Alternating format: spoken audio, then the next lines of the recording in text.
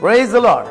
प्रभू येशू ख्रिस्ताच्या मंदिरामध्ये आम्ही असताना या पुलपिट विषयी आज मी आपणाला बोलू इच्छितो. कारण या ठिकाणाहून बरेचसे संदेश दिले जातात, देवाचं गौरव केलं जातं, एखाद्याला उत्तेजन या ठिकाणाहून मिळतं आणि एखाद्याला दोष पण या ठिकाणाहून लावला जातो. परंतु या पुलपिटचं महत्त्व आम्हाला समजणं गरजेचं आहे.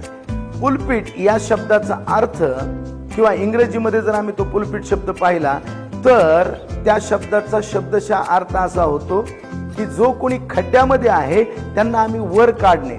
पुल पीठ, पीठ या शब्दाचा अर्थ आहे खड्डा आणि पुल म्हणजे ओढून काढणे.